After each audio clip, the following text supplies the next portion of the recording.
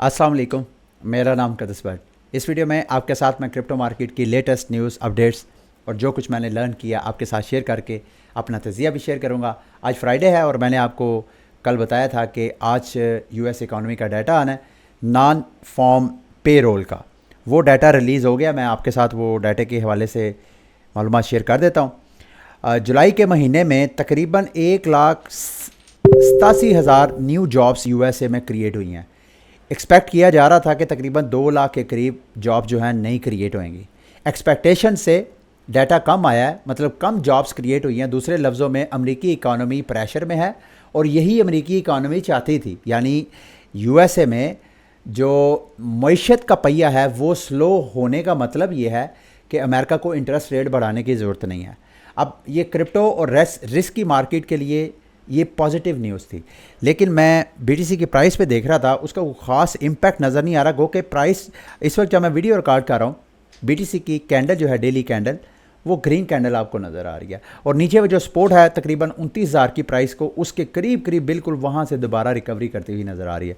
मुझे नहीं मालूम जब आप वीडियो वॉच कर रहे होंगे उस वक्त प्राइस यहाँ से मज़ीद ऊपर पंप करेगी या फिर दोबारा नीचे ही की रेंज में ट्रेड हो रही होगी। बहरहाल ये डाटा मार्केट के लिए पॉजिटिव है। आई डोंट नो नेक्स्ट जो भी डेवलपमेंट होगी। नेक्स्ट अगर आप मुझे थोड़ा टाइम दें, मैं आपको यहाँ पे 10 अगस्त का भी डाटा है ना, इन्फ्लेशन रेट है, कोर सीपीआई, वो मेरा ख्याल है मेजर जो डाटा है वो इफ़ेक्ट करेगा मार्केट को, क्योंकि सीपीआई रिपोर्ट जो है वो बहुत मैटर करती है इंटरेस्ट रेट की पॉलिसी स्टेटमेंट के हवाले से। ठीक है, ये था। और दूसरा मेजर इवेंट पिछले 24 घंटे की, कोइन बेस की अपनी एक लेयर 2 चेन है जो कि ऑप्टिमिज्म की टीम के साथ मिलके इन्होंने उनके जो स्टैक्स है एसडीके, उनका जो स्टैक है उसको यूज़ करते हुए चेन डेवलप की है। अब ये जो चेन है मेरा ख्याल है 14 के 15 जुलाई से डेवलपर्स के लिए इन्होंने ऑलरेडी ओपन कर दी थी। बल्कि कल के परसों की अगर आपने मेरी वीडियो वॉच की है तो मैंने आपको न्यूज़ शेयर की थी कि बेस जो कोइन बेस की चेन है उसके ऊपर एक तो मीम कोइन क्रिएट हुआ, बाल्ट के नाम का, गंजेपन के नाम का एक मीम कोइन हुआ, उसने रग पुल किया। फिर उसके बाद एक डेक्स है बेस चेन के ऊपर, वो भी डेक्स जो है हैकिंग की वजह से उसके पूल को भी मतलब एक्सप्लॉइट हुआ, तो उस वजह से वो भी बंद होगी। तो डेवलपर्स के लिए ओपन थी, लेकिन अब ये पब्लिक के लिए ओपन कर रहे हैं। बेस ऑन 9 अगस्त को ये बाकायदा ओपन होएगी। बड़ी इंटरेस्टिंग डेवलपमेंट है, इस हवाले से मैं आपके साथ शेयर करना चाहता हूँ। और साथ इन्होंने ऑन चेन समर का आगाज़ किया है, जिसमें इनका मानना यह है कि मार्केट की 50 से ज़्यादा ऐसी एंटिटीज़ हैं जिनके साथ ये मिलके काम करेंगे। रोज़ कोई ना कोई नई चीज़ क्रिप्टो मार्केट के लिए वो पेश करेंगे, जिसमें बेस्ट डेवलपर्स हैं क्रिप्टो मार्केट के जो इनके साथ मिलके काम करेंगे, बेस्ट प्रोडक्ट्स वो लॉन्च करेंगे, आर्टिस्ट हैं, ब्रांड्स हैं जो कोइन बेस के साथ मिलके काम करना चाहते हैं। और वो एन मुमकिन है कि बेस की जो चेन है वहाँ पे वो अपने प्रोडक्ट्स वगैरह सर्विसेज वगैरह लॉन्च करें। तो लेट्स इस हवाले से जो भी डेवलपमेंट होगी मैं आपके साथ टाइम टू टाइम शेयर करता जाऊँगा। एक चीज़, क्योंकि मैं अगर आप मुझे काफ़ी देर से फॉलो कर रहे हैं तो मैंने आपको बताया था कि शायद कोइन बेस अपनी चेन जब लॉन्च करे तो अपना, अगर वो टोकन लॉन्च करता है तो उसका एयर ड्रॉप भी कर सकता है। क्या बेस जो है अपना टोकन लॉन्च करेगा या करने का इरादा है? मैंने इस हवाले से बहुत इन्फॉर्मेशन कलेक्ट करने की कोशिश की है, लेकिन फ़िलहाल की इन्फॉर्मेशन के मुताबिक कोई ऐसी इतला नहीं है कि कोइन बेस अपनी इस बेस का अपना कोई टोकन जो है वो गवर्नेंस टोकन या कोई अपना गैस टोकन जो है वो लॉन्च करेगा। फ़िलहाल ये जो बेस चेन है इस पे आपको इथीरियम, चूँकि ये इथीरियम की ही लेयर 2 इकोसिस्टम चेन है, तो आपने अगर यहाँ पे इंगेज होना है तो आप सबसे पहले अपने इथीरियम ब्रिज करेंगे इस बेस चेन के ऊपर, और जब आपके इथीरियम यहाँ पे बेस हो जाएंगे तो फिर बेस के ऊपर डेवलप होने वाला कोई भी जो ऐप है, डैप जिसको आप बोलते हैं, डिसेंट्रलाइज एप्लीकेशन, उसके साथ जब भी कोई आपने इंगेजमेंट करनी होगी तो गैस फीस के लिए आपको इथीरियम चाहिए होगा। यही वजह है, और इसका ये अपना फ़िलहाल अपना जो टोकन है वो लॉन्च करते हुए नज़र नहीं आ रहे। उसकी वजह भी है क्योंकि कोइन बेस अमेरिका में ऑलरेडी SEC के रडार में है। SEC ऑलरेडी जो है इनको नोटिस भेज रहा है, और मुख्तलिफ जो US रेगुलेटरी जो प्रेशर्स हैं उस वजह से कोइन बेस लगता नहीं कि अनटिल अनलेस के थोड़ा रेगुलेटरी प्रेशर्स कम नहीं हो जाते उस वक्त तक कोइन बेस अपना कोई टोकन लॉन्च नहीं करेगा। अगर लॉन्च करेगा तो आपको रिवॉर्ड लाजमी मिलेगा वो वाले लोग जो बेस के साथ इंगेज है, जिन्होंने एयर ड्रॉप फार्मिंग की है। इंटरेस्टिंग डाटा मैं आपके साथ शेयर करना चाहता हूँ, क्योंकि इन्होंने अपना ब्रिज का सिस्टम बाकायदा लॉन्च कर दिया। इसका लिंक मैं वीडियो की डिस्क्रिप्शन में आपके साथ शेयर कर दूंगा। अगर आपने भी ब्रिज करना हुआ इथेरियम को बेस चेन के ऊपर, तो आपने इस पेज को खोलना है। अब यहाँ पे ब्रिज के बटन पे क्लिक करेंगे तो यहाँ पे आप अपना इथेरियम ब्रिज करेंगे। मैंने चूँकि ऑलरेडी इथेरियम ब्रिज कर लिया है, तो ब्रिज करेंगे। अगर आपका ब्रिज फाइनलाइज हो जाएगा तो उसके बाद ये जो बेस की NFT है, ये जो स्क्रीन में आपको कलरफुल जो आपको एक एनिमेशन नज़र आ रही है, ये आप एनिमेशन मिंट कर सकते हैं। ये बिल्कुल फ्री है। आप 10 करें, 20 करें, 100 करें। मैंने 20 मिंट किए हैं NFTs। ये देखें यहाँ पे 10 ऑलरेडी हैं, 20 मैंने ऑलरेडी यहाँ पे किए हैं। मैं आपको दिखा भी देता हूँ अगर यहाँ पे शो होती हैं तो। अच्छा चलें, मैंने 20 के करीब NFTs ऑलरेडी मिंट किए हैं। इन NFT की कोई मार्केट वैल्यू मुझे तो नज़र नहीं आती, लेकिन आप मिंट कर लें। एन मुमकिन है कि बेस अपनी ब्लॉकचेन के ऊपर कोई ना कोई प्रमोशन, कोई ना कोई ऐसी एक्टिविटी करें तो जो इनके NFT होल्डर होंगे, एन मुमकिन है कि उनको कोई ना कोई प्रिविलेज वो ऑफ़र करवाएं। तो इसको आपने क्लोजली वॉच करना है। और इंटरेस्टिंग डाटा ब्रिज करने के बाद पिछले यूँ समझ लें कि 24 घंटों में अभी तक $93 मिलियन की वर्थ के एसेट जो हैं वो बेस चेन के ऊपर ब्रिज किए जा चुके हैं। अच्छा, अगला डाटा जो मैं आपके साथ शेयर करना चाहता हूं, जो कि आपको क्लोजली वॉच करना चाहिए। 14 अगस्त को जो सैंड टोकन है, सैंड बॉक्स का जो सैंड टोकन है, उसकी अनलॉकिंग होनी है। One of the major largest unlocking है इसकी। तकरीबन 133 मिलियन के टोकन जो है वो अनलॉक होने हैं। अगर मैं इसके ऊपर आप कर्सर लेके जाऊं तो यहाँ पे देखें किस किस को टोकन मिलने हैं। इसमें से 28 मिलियन टोकन जो है वो टीम के हिस्से में आएंगे, 15 मिलियन टोकन एडवाइज़र्स के हिस्से में आएंगे, कंपनी रिजर्व के हिस्से में भी तकरीबन 38 मिलियन आएंगे, स्ट्रेटजिक सेल 9 मिलियन, और सीड सेल्स यानी जो इन्वेस्टर को इन्होंने सैंड बॉक्स ने टोकन्स दिए थे उनके भी 41 मिलियन। ये मैं आपके साथ क्यों शेयर कर रहा हूँ, आपने अगर सैंड बॉक्स क्रिप्टो मार्केट का एक ब्लू चिप प्रोजेक्ट है, मेटावर्स की चूँकि अब नैरेटिव उसकी हाइप जो है वो ख़त्म हो गई है, फ़िलहाल मार्केट में उसकी हाइप नहीं है। इस बेयर मार्केट के अंदर पिछले साल अच्छा खासा इसकी हाइप थी और सैंड बॉक्स की प्राइस यहाँ से पंप हो के तकरीबन $7-8 तक जो है पंप की थी। और अभी जब मैं वीडियो रिकॉर्ड कर रहा हूँ, सैंड बॉक्स की प्राइस ऑलमोस्ट अपने लोएस्ट प्राइस के पास टच है, जो कि 37 सेंट है।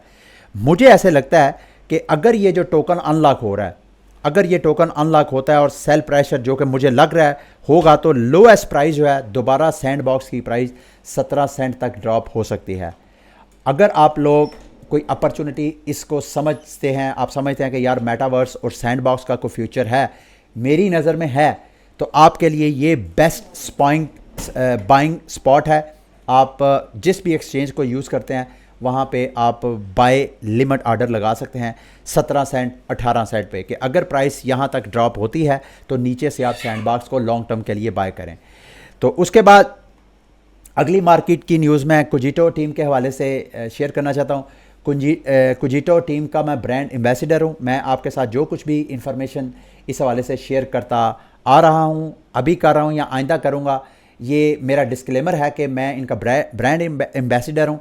मुझे इनकी इंफॉर्मेशन, इनके प्रोजेक्ट के हवाले से आपको जो मैं एजुकेट करता हूँ, इसके बदले मुझे ये इंसेंटिव देते हैं। तो आपने मेरी किसी भी इंफॉर्मेशन को कुजिटो के हवाले से आपने फाइनेंशियल एडवाइस नहीं लेना। मैं ये ज़रूर चाहता हूँ कि कुजिटो की जो टीम है, क्योंकि किसी भी प्रोजेक्ट के पीछे जो टीम है वो बहुत मैटर करती है। अगर टीम जो है वो एक्सपीरियंस हो, पावरफुल हो और ऑलरेडी उनका मार्केट के ऊपर ग्रिप हो, तो उस प्रोजेक्ट की सक्सेस के चांसेस जो है वो बढ़ जाते हैं। तो मैं वन बाय वन इन ये जो 3-4 पर्सनैलिटीज़ हैं इनकी टीम के, वो आपके साथ शेयर करना चाहता हूँ। जैसे क्लोरिस है, ये CEO है कुजिटो टीम की, और ये ऑलरेडी बैंकर रही हैं। HSBC बैंक जो है कॉरपोरेट बैंक, हांगकॉन्ग में जो मुख्तलिफ बैंक हैं वहाँ पे 6 साल एग्जेक्टिव पोस्ट पे काम करती रही हैं। फिर उसके बाद अगली पर्सनैलिटी ये बैन डॉक्टर साहब हैं, डॉक्टर बैन। ये फाउंडर हैं और CEO हैं जो नेटवर्क है उसका सिंगुलैरिटी AI जो बेस प्रोटोकॉल है उसके ये हेड हैं। और उसके साथ ये जो जेनेट है, हाँ जेनेट एडम, ये COO हैं कुजिटो की, ये भी सिंगुलैरिटी के साथ इंगेज है। इसके अलावा ये टोनी जू, इन सब के एक्सपीरियंस है। तो टीम बड़ी स्ट्रॉन्ग है to be frankly speaking. But let's see, कोई भी, जैसे मैंने आपको कहा कि ये ये जो स्टार्टअप्स होते हैं इनमें इन्वेस्टमेंट करना रिस्की भी होता है लेकिन हाईली रिवॉर्डिंग भी होता है। तो अगर ये आप समझते हैं कि इनके ट्रेजर कॉइन्स या दूसरे लफ्ज़ों में जो स्टेबल कॉइन्स हैं, इनकी ये जो प्रोडक्ट है ये आइंदा मार्केट में अपनी जगह बनाएगी, तो इट्स अ बेस्ट टाइम इनके जो टोकन्स हैं उन टोकन्स में आप इन्वेस्टमेंट सरमायाकारी कर सकते हैं। ठीक है, उसके बाद आते हैं जी मार्केट की कुछ अपडेट्स हैं। रैज़ल ख़ान ये जो कपल था जिन्होंने तकरीबन 1,19,000 बिटकॉइन हैक किया था, अब दे प्लीड गिल्टी, उन्होंने इकरार जुर्म कर लिया और उसमें ऐन मुमकिन है कि रैज़ल ख़ान के जो हस्बैंड है उनको तकरीबन 20 साल की सज़ा होएगी। और ये जो रैज़ल ख़ान रैपर हैं, मॉर्गन इनका नाम है, हैदर मॉर्गन, इनको तकरीबन 5 साल की सज़ा होएगी। और ये आपको बताता चलूँ, जैसे ही US गवर्नमेंट ने इनको कैप्चर किया था तो 1,19,000 में से तकरीबन कोई 95 हज़ार, हाँ 94,000 बिटकॉइन US गवर्नमेंट ने कैप्चर किया था। उनमें से कुछ बिटकॉइन ऑलरेडी मेरा ख्याल है US गवर्नमेंट ऑलरेडी सेल कर चुके हैं। गो के कुछ US एक्सपर्ट्स जो US सिटीजन्स हैं जो क्रिप्टो मार्केट से इंगेज हैं, वो US गवर्नमेंट को तनबीह कर रहे हैं कि आप बिटकॉइन को खसूसन सेल ना करें। ये बिटकॉइन जो है आइंदा सेंट्रल रिज़र्व जब बनेगा तो ये US का असासा होगा, फिर गोल्ड की बजाय ये भी जिस सेंट्रल बैंक के पास होगा उसकी उतनी इकॉनमी जो है वो स्ट्रॉन्ग होगी। बहरहाल ये अपडेट थी, वो आपके साथ शेयर करनी थी। एक और डेक्स है जी, एवलांच जो चेन है उसका सबसे पॉपुलर जो डेक्स है, ट्रेडर जोई या जो आप कह लें इसको, ये already avalanche, Binance smart chain, 2-4 chain पे ऑलरेडी, और मेरा ख्याल है इसके साथ साथ ये आर्बिट्रम चेन को भी सपोर्ट करता है। अभी इन्होंने रिसेंटली अपनी चेन के ऊपर, डेक्स के ऊपर इथीरियम के पूल्स वगैरह भी स्टार्ट किए हैं, यानी वहाँ पे इथीरियम कोई अगर बंदा एवलांच की चेन पे रहते हुए इथीरियम की चेन पे रहते हुए ट्रेडर जॉय के ऊपर रहते हुए वो अपने स्टेबल कॉइन जो है वो स्वैप कर सकता है। इनके टोकन की अगर मैं एनालिसिस करूँ तो टोकन आप देख सकते हैं सन 2022 से मुसलसल ये क्रैश होता हुआ, इस वक्त जब मैं वीडियो रिकॉर्ड कर रहा हूँ तो 31 सेंट के ऊपर, अपनी लोएस्ट प्राइस के ऊपर है। तो इस वक्त जो साल का गेन था, इस साल से जो इसने स्टार्ट किया ये जनवरी से, वो तकरीबन 12 सेंट से इसकी प्राइस जो है पंप होके इस वक्त जब हम वीडियो बना रहे हैं तो 31 सेंट के ऊपर ट्रेड हुई है। और इस साल की जो हाईएस्ट प्राइस है इसकी तकरीबन 74-75 सेंट है। तो किसी भी ब्लॉकचेन के ऊपर जो मेन डेक्स है उसके ऊपर सरमायाकारी करना भी एक तरह का बेस्ट अपॉर्चुनिटी हो सकती है, क्योंकि चेन अगर ग्रो करेगी तो चेन के ऊपर लॉन्च होने वाली जो प्रोडक्ट्स हैं, जो ऐप्स हैं, उन्होंने टोकन स्वैप जो है इन डेक्सिस के ज़रिए ही करना होता है। तो डेक्सिस का फ्यूचर जो है चेन के साथ लिंक होता है। अगर आप समझते हैं कि एवलांच मुस्तकबिल है आपकी नज़र में और आप समझते हैं ये टेक्नोलॉजी मज़ीद ग्रो करेगी, तो फिर आपको ट्रेडर जॉय में भी, उसके टोकन में भी आप सरमायाकारी कर सकते हैं। लास्ट में जाते जाते ये एक बड़ी इंटरेस्टिंग डेवलपमेंट है, पूरा एक बड़ा लंबा आर्टिकल है, मैंने इस सारे आर्टिकल को पढ़ा है। म्यांमार में सन 2021 में आर्मी ने वहाँ की जो डेमोक्रेटिक गवर्नमेंट थी उसको हटा दिया था। वहाँ पे इंटरनल एक तरह का कियास था। अब आर्मी के पास तकरीबन म्यांमार या बर्मा जिसे मेरा ख्याल बोलते हैं, आर्मी के पास तकरीबन 17 से 18% जो म्यांमार की लैंड है वो उनके कब्ज़े में है।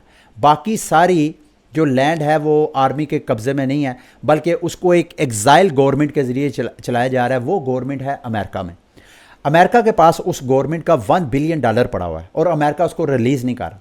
हालांकि बावजूद इस पे, मैंने पूरा आर्टिकल पढ़ा, बावजूद इसके कि जिस तरह यूक्रेन का क्राइसिस है इसी तरह ह्यूमैनिटेरियन जो क्राइसिस है इधर भी है म्यांमार में। लेकिन चूँकि वो एक वेस्टर्न कंट्री या वेस्टर्न फ्रेंडली कंट्री या लाइट कंट्री आप कह लें, तो वहाँ सारी दुनिया की अटेंशन है, वेस्टर्न वर्ल्ड की अटेंशन है, और यहाँ पे अटेंशन ही नहीं है। तो बहरहाल ये म्यांमार क्या कर रहा है, बिल्कुल एल सल्वाडोर की तरह, जैसे एल सल्वाडोर $1 बिलियन के बॉन्ड्स इशू करने के हवाले से जो उसकी अपडेट मैं आपके साथ शेयर की थी, बिल्कुल इसी तरह इनका जो $1 बिलियन अमेरिका में पड़ा हुआ है उसके अगेंस्ट ये बिटकॉइन बॉन्ड इशू करना चाहते हैं। लोगों से कहेंगे कि हमारे $1 बिलियन US गवर्नमेंट के पास पड़े हैं, आप हमारी डेमोक्रेटिक एफर्ट को, हमारी जो रेवोल्यूशन है, जो हम दोबारा जमहूरियत को बहाल करने के लिए स्ट्रगल कर रहे हैं, अगर आप हमें सपोर्ट करना चाहते हैं तो आप हमें बिटकॉइन दें, हम उसके बदले आप जो बॉन्ड्स हमसे बॉन्ड्स ले लें, वो बॉन्ड्स के बदले, और बॉन्ड्स की गारंटी वो $1 बिलियन है जो यूएसए के पास है, और उस बॉन्ड्स के ज़रिए हम आपको इंसेंटिव भी ऑफ़र करवाएंगे। ये मैंने आपको जिस दिन मैंने एल सल्वाडोर के हवाले से न्यूज़ शेयर की थी, मैंने उसी वक्त आपको बताया था कि अगर एल सल्वाडोर का ये $1 बिलियन का बिटकॉइन बॉन्ड सक्सेसफुल हो जाता है तो जितने छोटे दुनिया के ममालिक हैं उनके लिए एक रास्ता खुल जाएगा कि जब कभी भी वो किसी फाइनेंशियल क्राइसिस में आ जाते हैं, उनको कोई माली मुआवनत की ज़रूरत पड़ती है, तो वो बैनुल-अक़वामी मालियाती इदारों की तरफ देखने की बजाय वो बराह रास्त इन्वेस्टर को सॉवरन गारंटी पे वो सरमायाकारी कलेक्ट कर सकते हैं। ये एक बहुत बड़ी एक तरह की अपॉर्चुनिटी बननी थी और एक ऐसी बिटकॉइन की प्राइस के लिए ये बहुत एक बुलिश न्यूज़ थी। बहरहाल ये आहिस्ता आहिस्ता आहिस्ता आहिस्ता आहिस्ता आहिस्ता रेगुलेटरी जो टेंशन्स हैं, रेगुलेटरी जो फ्रेमवर्क्स हैं, वो आहिस्ता आहिस्ता जो मुख्तलिफ दुनिया की जो रिस्ट्रिक्शंस हैं, जो कंट्रीज़ हैं, वो अपने अपनी रेगुलेटरी फ्रेमवर्क जो है उसके ऊपर काम कर रहे हैं। आइंदा 2-4 साल के अंदर अंदर ये सारी चीज़ें सेटल हो जाएंगी तो फिर बिटकॉइन की प्राइस सही हम गैस करेंगे। वैसे इस हवाले से ऑलरेडी जो एनालिसिस हैं हाल्विंग का, वो मैं आपके साथ टाइम टू टाइम शेयर करता भी आ रहा हूँ। जाते जाते लास्ट में ये कर फाइनेंस के हवाले से मैं आपको अपडेट ज़रूर करना चाहता हूँ क्योंकि इसका ताल्लुक मार्केट की ओवरऑल क्रिप्टो मार्केट के साथ है। कर फाइनेंस के फाउंडर ने अभी तक की रिपोर्ट्स के मुताबिक टोटल 106 मिलियन जो CRV टोकन है कर्व का, वो मार्केट में OTC डील के ज़रिए सेल किया है। अगर ये OTC डील के ज़रिए सेल ना करते तो कर फाइनेंस मार्केट में अगर डिमांड एंड सप्लाई की बेस पे सेल होता तो इस वक्त कर फाइनेंस का भट्टा बैठ चुका था, लेकिन OTC डील की वजह से कर फाइनेंस की प्राइस भी वहीं पे स्टेबल है।